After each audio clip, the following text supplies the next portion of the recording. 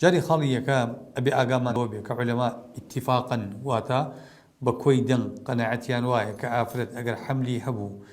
یا شیری ئەدا بە مناڵ ئەگەر دڵنیا بووی لەوەی حەملەکەی یا شیر پێدانەکەی زەرەری نییە ئەگەر بە ڕۆژوو بێ یعنی ئەگەر ڕوە ڕۆژوو بێ زەرەر نە بەخۆی نە بە مناڵەکەی ئەگا واجبە لەسەری بە ڕۆژوو بێ واتە ئەم بابەتە وەکو بابەتی سەفەر نییە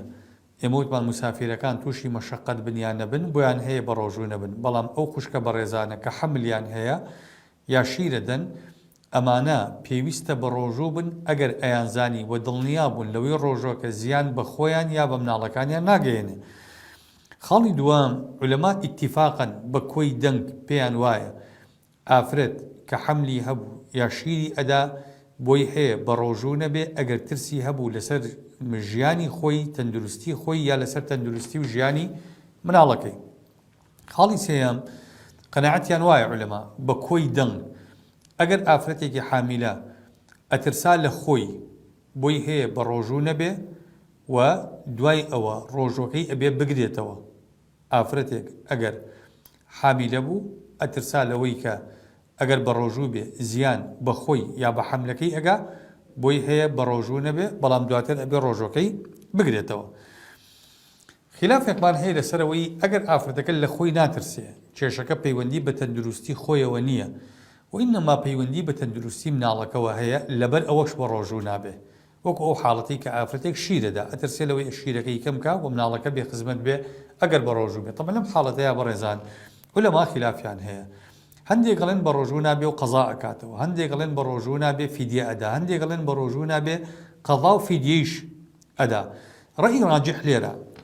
کە زانایانی هە چوار مەزهەب واتە ئیمامی ئەبوو حەنیفە خۆی ئیمامی شافعی ئیمامی مالیک ئیمامی ئەحمەد ئەئیمەی مەذاهیبی ئەربعە لەگەڵ معاسیرینی شێخ بن باز و شێخ عوثەیمین ئەمانە پێیان وایە ئافرەت ئەگەر چی لەبەر خۆی بێ چی لەبەر مناڵەکەی بێ لە حاڵەتی حەمل و شیردانە ئەگەر بە ڕۆژوو نەبوو تەنها قەزای لەسەرە و ئەمە ڕەئی ڕاجحە بەڕێزان یعنی من تکا ئەکەم ئێمە نەدین لە خۆمان ئاڵۆزکەین نە لە خەڵکیشی ئاڵۆزکەین ئەو خوشکە بەڕێزانە ئێمە بڵێن وڵا لەبەر خۆ بە ڕۆژوو بیت و وڵا لەبەر خۆی بە ڕۆژوو نەبێت و لەبەر مناڵەکەی بە ڕۆژوو بێ و خەمەکە جاری وا هەیە هاوبەشە نیوەی لەبەر خۆیەتی و نیوەی لەبەر مناڵەکەیەتی و تووشی ئاڵۆزیەکی فقهی ئەکەین تەنگەشەیەکی فقهی ئەکەین سەری لێ دەرناکە نە بەڕێزان. عولەما ڕەئی ڕاجح و ڕەئی بە قووەت زانایانی کۆن و نوێ ئەوەیە ئەو خوشکە بەڕێزانە بە ڕۆژوو نابن چ لەبەر تەندروستی خۆیان بێ یا مناڵەکانیان بێ و دواتریش تەنها قەضای ڕۆژۆکە ئەکەنەوە فیدیە نادەن بە هیچ شێوازێک چونکە ئەمانە عودرێکی موقەتیان هەیە بەلاچوونی عودرەکە دواتر ڕۆژۆکە ئەگرنەوە چونکە خۆی پەروەردگار بەڕێزان لە هەردوو بارەکەیە عوزری داوە یعنی بۆ نمونە ئافرەتێک کە لە مەترسی خۆیەتی بە ڕۆژوو نابێ خوا پێی ئەفەرمێ ولا تلقوا بأيديكم إلى التهلكة یا ئەفەرمێ ولا تقتلوا أنفسكم إن الله كان بكم رحيما خۆتان مەکوژن خۆتان معرض مەکەن بۆ هەلاک بۆ مردن بۆ مەترسی بۆ نەخۆشی ئەمە دەربارەی خۆی. ئێگر دەربارەی مناڵەکەیشی خوا ئەفەرمێ قد خسر الذين قتلوا أولادهم سفها بغير علم خوا ئەفەرمێ ئەوانە زەرەرە و من بوون کە مناڵەکەیان لە ڕووی نەشارەزاییەوە کوشت بۆچی مناڵەکەتان کوشت تۆ بۆچی زەرەر بە مناڵەکەت دەگەینی کەواتە هەردووکی دوو عوزری مەشروعە بۆ بە ڕۆژوو بوون بۆ بە ڕۆژوو نەبوون وادەم دوو عوزری مەشروعن بۆ بە ڕۆژوو نەبوون کەواتە ئەو خوشکە بەڕێزانە بۆ هەردووکیان بە ڕۆژوو نابن و لە هەردووکیشانە یەک حکمیان هەیە کە قەضای ئەکەنەوە. خوای پەروەردگارە فەرمێ فمن كان منكم مريضا أو على سفر فعدة من أيام أخر ئافرەتێکی حامیلیش لە حکمی نەخۆشایە و ئەگەر خۆیشی بێ یا مناڵەکەی بێ بە هەردوو حکمەکە یەک حکم وەرەگرێ فەرقی نییە کەواتە عوزرێکە تۆ ناتوانانی ئێستا پێی بە ڕۆژوو بی دواتر ڕۆژۆکانت ئەگریتەوە. لەبەرەوە ئەمە خاڵێکە گرنگکە ئاگامان لێ بێ پێغەمبەری خوا صلی الله عليه وسلم فەرمێ إن الله وضع عن المسافر شطر الصلاة وعن الحامل والمرضع الصيام ئەفەرمێ خوای پەروەردگار نیوەی نوێژەکانی لەسەر کەسێک هەڵگرتووە کە سەفەرەکە و ئەفەرمێ ڕۆژوویشی لەسەر ئافرەتێک هەڵگرتووە کە حەملی هەیە یا وەکو شیر ئەدا بە مناڵ کەواتە ئەمە حاڵەتێکە ئێمە پێویستە ئاگامان لێی بێ و ئافرەت لەم قۆناغەیە بە ڕۆژوو نابێ. سەبارەت بەو ئاەتی کە خوای پەروەردگار فەرمێ وعلى الذين يطيقونه فدية طعام مسكين ئەم ئاەتە منسوخە بەڕێزان زۆرێک لە سەحابی پێغەمبەر صلی الله عليه وسلم قەناعەتیان بەوە هەیە کە ئەم ئاەتە نەسخ بۆتەوە بۆ نمونە حديثێکمان هەیە کە پێغەمبەری خوا صلی الله عليه وسلم عەمری کوڕی مڕە ئەگەڕێتەوە ئەفەرمێ ئەصحابی پێغەمبەر صلی الله عليه وسلم ئەوانەی کە ڕئیان معتەبەر بۆ لە دینە قەناعەتیان وا بووە کە ئەم ئاەتە نەسخ بۆتەوە بە بەڵگەی چی؟ بە بەڵگەی ئەوەی ئەگەر ئەم ئاەتە محکەمە و ئەم ئاەتە لە ئێستاە ئیشی پێ ئەکرێ باشە خوای پەروەردگار چۆن بۆ کەسێک کە پیرە یا کەسێکی تر کە ئەفەرمێەوە وئەن تەصوموا خەیر لەکوم ئایا وئەن تەصوموا خەیر لەکوم یعنی خەڵک بە ڕۆژوو بێ باشترێکە شێخێکی پیر کە هەر ناتوانێت چۆن وئەن تەصوموا خەیر لەکوم کەواتە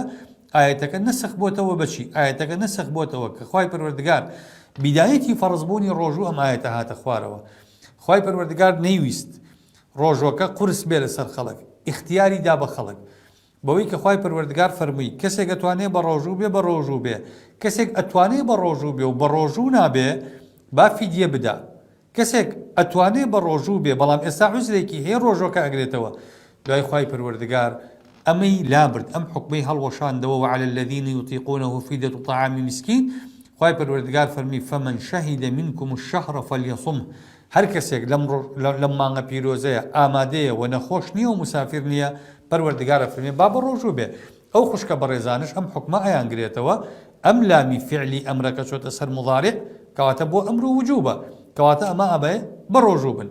بەڵام کە ناتوانن لەبەر نەخۆشی یا مسافری وەکو قیاسمان لەسەر ئەوان قیاسیان بکەینە سەر نەخۆشێک یا کەسێک لە سەفەرایە ئەو کاتەڵین قیشێکە بە ڕۆژوو مەبن بەڵام دواتر چی حکمێک ئەیانگرێتەوە حکمی کە خوای پەروەردگارە فەرمێ فعیدة من ئەیام ئوخر واتە ئەبێ چەند ڕۆژێککە بە ڕۆژوو بن لەبری ئەو ڕۆژانەی کە فەوتانویانە حتا بەڕێزان ئەگەر لەم ساڵیشان نەتوانێت ئەو خوشکە بە ڕۆژوو بێ ساڵێکی کە بیگرێتەوە هەر هەمان حکمی گرێتەوە یعنی ساڵێکی کە بە ڕۆژوو ئەبێ فەرق ناکا بەنسبەت ئەمەوە فیدیە ئیضافە ناکرێ چونکە ئەمە حکمێکی شەرعیە قەت دوو عقوبە لەسەر حکمێکی شەرعی وارد نییە ئینسانەکە بیدا بۆ نمونە خوای پەروەردگار بەم کەسی فەرمووە ئەتوانی بە ڕۆژوو نەبی دواتر ناکرێ بڵێ کە بە ڕۆژوو نەبووی قەزای شەکەیتەوە و فیدیەیش ئەدەی ئەخوی یا فیدیە ئەدا یا قەزا ئەدا قەزا بۆ ئەو کەسانەیە کە عوزرەکانیان موقەتە وەکو نەخۆشەکان باسمان کرد فیدیە بۆ ئەو کەسانەیە کە عوزرەکانیان بەردەوامە وەکو پیر و پەککەوتەکان ئەمانە هەرگیز ناتوانن بە ڕۆژوو بن لەبەرەوە ئەمانە فیدیە ئەدەن وەکو ئەو کەسانەی کە نەخۆشی مزمینیان هەیە بۆ نمونە کەسەکە نەخۆشە دکتۆر پێڵێ تۆ مەدە الحەیات ناتوانێ بە ڕۆژوو بی نەخۆشیەکەت مزمین و بەردەوامە ئەمانە بۆیان هەیە فیدیە بدەن ئەو کەسانی عوزری موقەتیان هەیە بەڕێزان مەحاڵە ئێمە ڕێگە بدەین یاخوای پەروەردگار ڕێگە بدا بەوەی ئەمانە فیدیە بدەن بۆ چونکە ئەمانە مولزەمن بەوەی کە ئەبێ بە ڕۆژوو بن ئێستانا چەند ڕۆژێکی تر تۆ عوزرەکەت موقەتە عذری ئافرەتێکیش کە حەملی هەیە یا شیر بە مناڵەدا وەکو عذری ئافرەتێک وایە کە لە سوڕی مانگانەیە یا خوێنی دوای مناڵبوونی هەیە مادەم سوڕی مانگانە عذرێکی موقەتە ئێمە بە ئافرەت ناڵین فیدیە باڵین دوای بێ ڕۆژۆکەت بگریتەوە خوێنی دوای مناڵبوونی شەروایە کەواتە ئافرەتی سکپڕیش عذرەکەی مادەم موقەتە بە ڕۆژوو نابێت دواتر ڕۆژۆکە ئەگرێتەوە بە هەمان شێوە ئافرەتێکیش کە شیر بە مناڵەدا ئەمە پوختەی بابەتی ڕۆژووی ئەو خوشکە بەڕێزانن کە حەملیان هەیە یا شیر ئەدەن لە مانگە پیرۆزەیە وصلى الله وسلم وبارك على سيدنا محمد وعلى آله وصحبه أجمعين